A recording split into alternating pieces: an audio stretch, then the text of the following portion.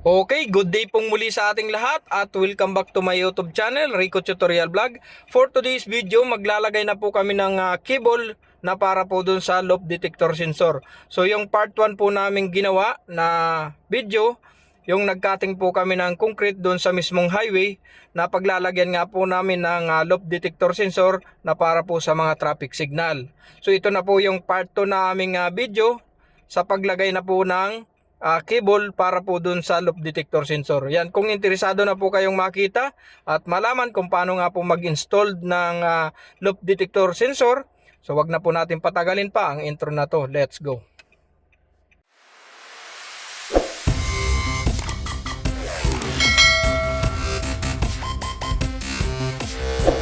Okay, ito na yung full box at nire-ready lang namin itong ni-excavation namin na dadaanan ng gray na cable na para po sa supply ng dito sa mga cable ng loop.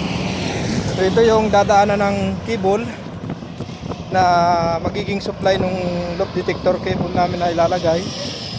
Yan, papunta yan dyan sa manhole po na yan.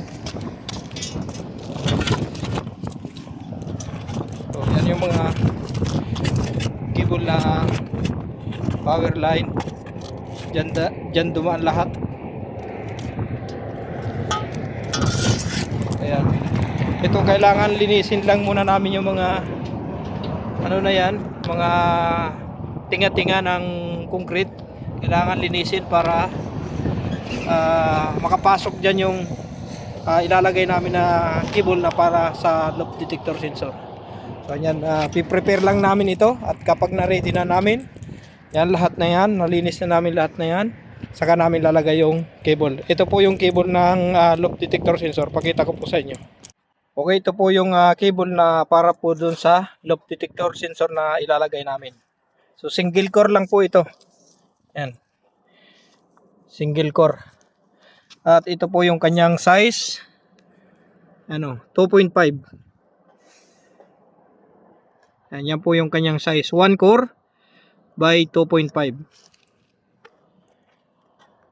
Ayan, update ko lang po kayo pagka na-ready na po namin lahat na malinis itong mga kinating na to, yung dadaanan mismo ng cable. Yan, kailangan linisin po yan dahil may mga ano pa po yan, yung ganyan oh. Yan oh. Kailangan linisin pa yan para makapasok dyan yung maayos yung cable na ilalagay namin na para sa loop detector sensor. So ayan, na-update ko na lang po kayo ulit pagka nalinis na po namin ito. Sa part nga na ito ay nililinisan na ng kasama ko yung kinating namin na concrete. Yan. Para makadaan ng maayos yung loop detector cable na aming ilalagay dyan. Kailangan matanggal yung mga maliliit na concrete na yun dyan sa loob. Pagka natanggal na po namin ng maayos yung ano dyan, yung mga tinga-tinga na concrete, gagamitan pa namin ng blower katulad po nito. Yan o. Yan o. Dapat matanggal to. Yan. Kasi hindi makakadaan ng maayos dyan yung cable. At pag natanggal na po namin yung mga ganitong tinga-tinga ng concrete, gagamitan pa namin ng blower para yung parang alikabok na yan oh, yan nasa loob na yan, matanggal po yan para maayos na makadaan nga po yung cable. Yan. So yan yung mga natanggal nung isa kong kasamahan, maliliit na yan.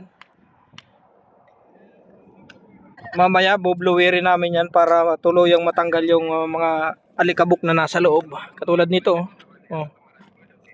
Dapat matanggal to. Yan. So ayan, update ko po ulit kayo pagka nag-blower na kami dito sa mga tinatanggalan po namin ng maliliit na concrete po na yan. Part nga po ng video na ito ay binubugahan na ng kasamahan ko gamit po itong blower.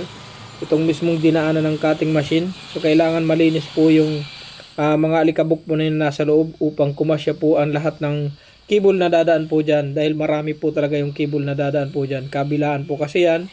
10 na square po yung lalagyan po namin ng cable. Kailangan malinis po namin ang lahat ng guide po na yan para kumasya nga po yung lahat ng cable, kasi marami po talaga yung cable na dadaan po dyan sa mga guide po na yan.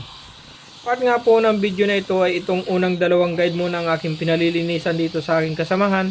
Kasama na po yung 4 na square po na yan. Dahil sa araw po na ito, 4 na square lang po muna ang aming lalagyan ng loop detector cable. At yung 6 po na natitira, sa mga susunod na naman po naming araw yun gagawin.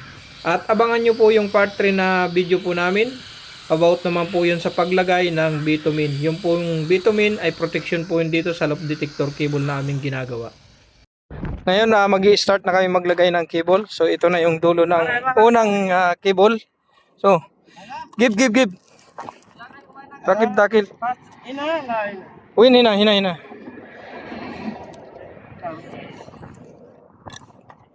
Kalas. Ayo. Kalas. Yan, pag naglalagay na kami ng loop detector cable ngayon. So ayan. One line para doon sa unang loop na lalagyan namin. Yung dulo, number 1 yun. At ito yung pangalawa. Ayan. At pangatlo, pang-apat yung nandun sa may kasama ko na yun. Ayan. Diyan dinadaan sa pinagkatingan namin ng concrete na yan, yung cable.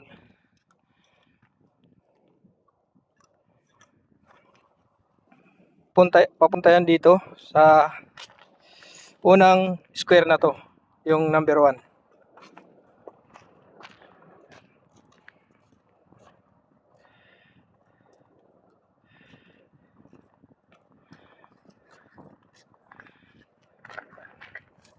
Dito যাবো কোন থেকে তো যাবো বাবা তাই থেকে না কোন থেকে এভাবে যাবো না তো জিনিসটা এভাবে ঘুরে যাবো গা খালাস করিস তো মিস্টেক বাদন করলো বড় La, right. Yeah. ওকে মদিস ওকে Ayan, naka-isang ikot na po yung loop detector cable na inilalagay nitong kasamahan ko. Pang isa na ito, isa. Yan. Tatlong ikot po yan, tatlong ikot. Yan, pangalawa na ito. তুই যা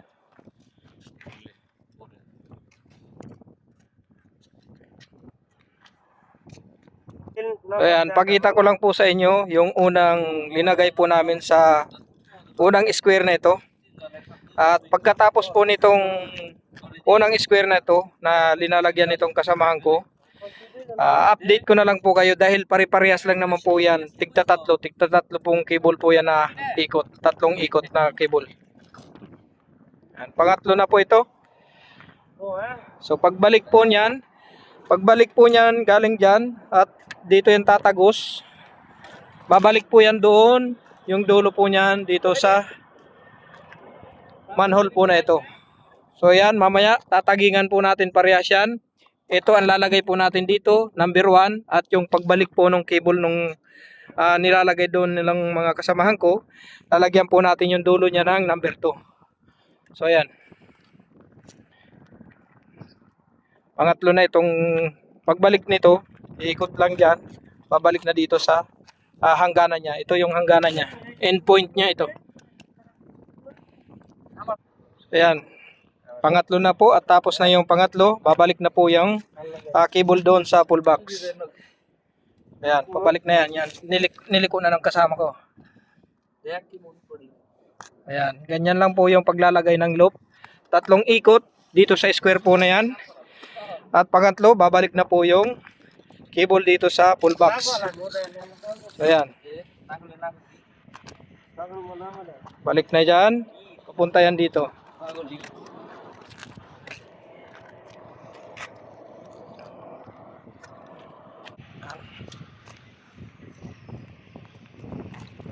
Cut. Rakip number 1 ha? Number 2. Sim ha? Sim. Last, mami muskila na masul. Anong tartib? Kailangan may extra po na kahit 1 meter para hindi kayo ma-short ng cable. মনে রাখছি Ayan. ভালো হয়েছে না ব্যান্ড করতে সুবিধা হবে কি করছ টু Okay? আদা ওয়ান মতো Yan. Pagka tapos po nitong natapos na po ngayon yung isa, so ito na po yung susunod. Update ko na lang po kayo pagka nalagyan na po lahat itong cable po ng ng square po na ito. Okay? Okay, ito na, nalagyan na po namin ng tagging. Ito yung unang cable, itong dulo niya, number 1. ওয়ান করে না শোনা At ito naman yung pagbalik niya, yung dulo niya. Linagyan ko na po ng number 2. So yan, kita ba? Yan. Number 2 po yan. At ang susunod po na square, ito pong pangalawang square na ito. Ang ina-number po naman natin sa dulo nito, mag-uumpisa po dito, number 3. So pagbalik po nung dulo naman ng cable niya dito sa full box na ito, lalagyan po natin siya ng number 4. So yan, katulad po nito, ang una pong cable na pumunta po doon, number 1. So ito po yung number 1. Yan, ito po yung dulo ng number 1. At pagbalik niya, ito na po yung dulo, number 2. So yan, mamaya, update ko po kayo kapag nakumpleto na po itong 4 na square po na ito. Dahil medyo mahaba-habang videohan po ito kung i-continue po natin habang nilalagyan po ng love detector cable ang bawat square na ito. Katulad po nung sinasabi ko nga po ngayon, ang bawat dulo, katulad po nito, unang cable na linagay po natin doon sa dulo na yon, number 1. At pagbalik na po ng cable, ang ilalagay po natin ay number 2. Katulad naman dito, ulitin ko po, pangalawang square, yung unang dulo po niya, lalagyan po natin ng number 3 po dito. At pag ikot niya, pagbalik, lalagyan ulit po natin yung dulo ng number 4. Kasi dalawang dulo po yan. Right? Yan, nalagyan na po yung pangalawang square. Yan. Ito na yung pangalawang square. Yan, nalagyan na ulit nila ng 3 ikot dito. Yan, 3 ikot ulit ng cable ng loop detector at babalik na ngayon yung cable dito. So yan, nanambiran po natin yan ng number 4. Yung dulo po niyan. Kasi yung isa na nambiran ko na, number 3 yung nilamber ko dyan.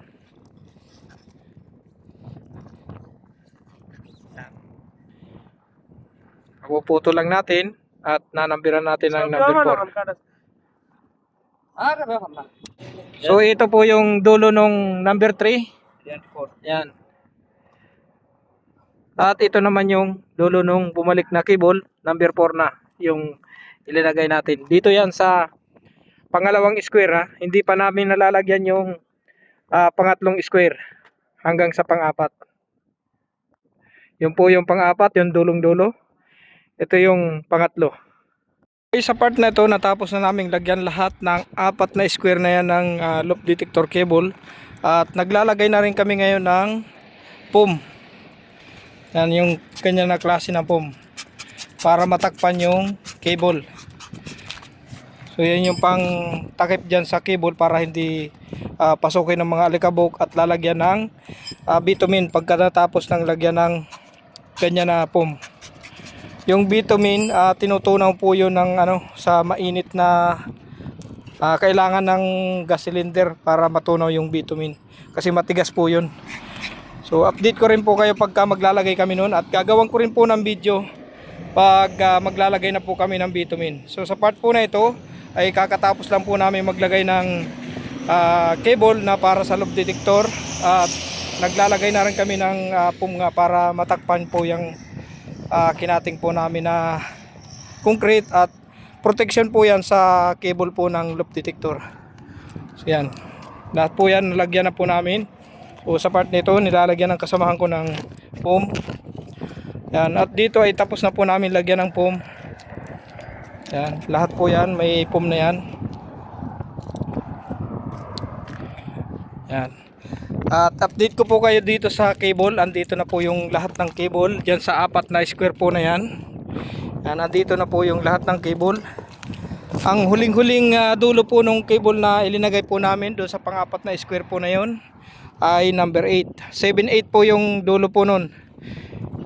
Ito po ay number 5, 1, 2, 3, 4, 5. Ito po ang number 5 po na ito. Diyan po yan sa pangatlo po na yan.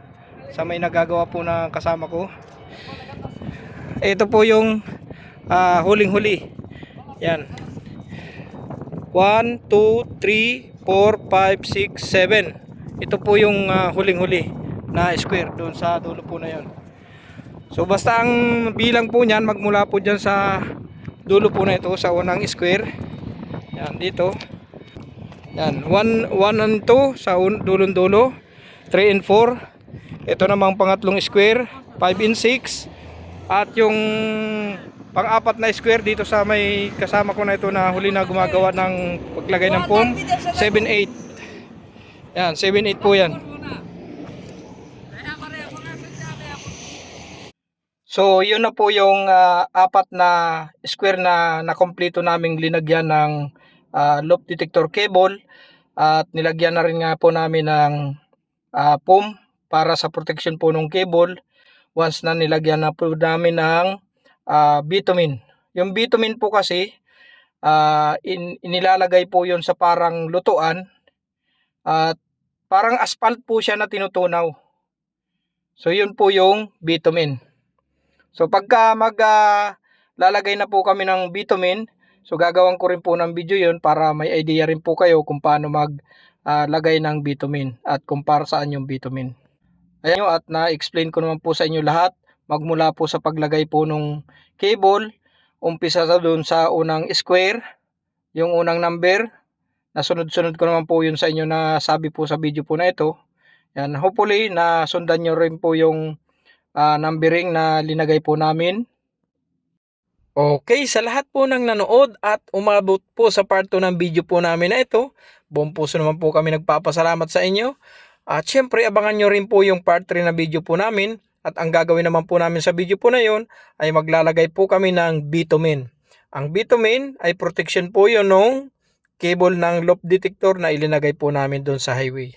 So yan naman po ang inyong abangan. At syempre sa lahat po ng hindi pa po nakapollow at nakasubscribe sa aking YouTube channel, ito po yung aking YouTube channel. Yan, please subscribe our channel, Rico Tutorial Vlog.